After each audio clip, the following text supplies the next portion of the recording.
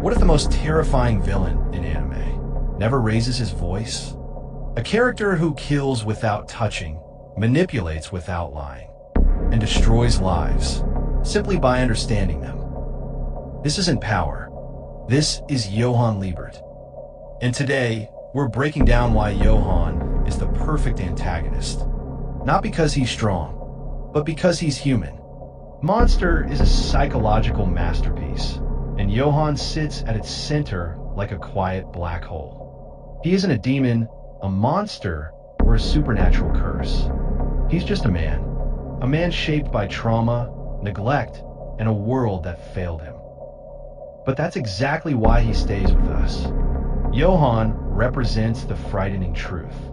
Anyone can be created if the world pushes hard enough. Johan's greatest weapon isn't violence. It's presentation. He is soft-spoken, polite, beautiful, and gentle. He blends in like a ghost in daylight, and that's what makes him terrifying. Most villains announce themselves. Johan hides behind perfection. Every smile is calculated. Every gesture is rehearsed. Every conversation is a trap disguised as kindness. And when you finally realize what he is, it's already too late.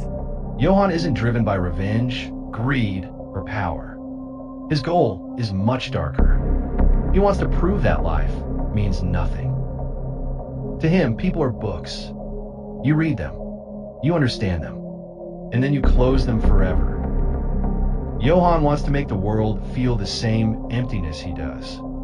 He wants every person to stand at the edge of the roof and hear that whisper, "You don't matter." His philosophy, cold, hopeless, logical, turns him into a villain whose motive isn't evil. It's existential. What makes Johan a perfect antagonist is how he destroys people without lifting a finger. He studies your fears, your regrets, your secrets, and then he hands you the key that opens your own cage. He pushes grown men into madness. He orchestrates chaos like a conductor leading an orchestra. Because for Johan, controlling people isn't about shouting orders. It's about giving them a choice that he already knows they'll take. But Johan isn't born a monster, and that's important. He's the result of experiments, isolation, and manipulation far worse than anything he does. The children's home, the psychological conditioning, the separation from his sister Nina. Johan is terrifying not because he's evil, but because he's a product of evil. He is what happens when humanity breaks a child and leaves the pieces to rearrange themselves. Johan is the perfect antagonist because he forces the protagonist, Dr. Tenma, and the audience us, to confront a cruel question. If evil is created, can it be stopped? He isn't a monster to defeat. He's a philosophical puzzle. Tenma wants to save him. The world wants to kill him. And we can't look away. Johan is the mirror we're scared to look into. Not because it shows darkness, but because it shows possibility. So, what do you think?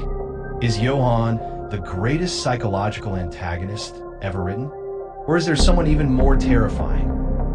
Drop your thoughts in the comments. And if you want more deep dive breakdowns on anime, movies, and series, make sure to subscribe to Frame Scope. Because this is just the beginning.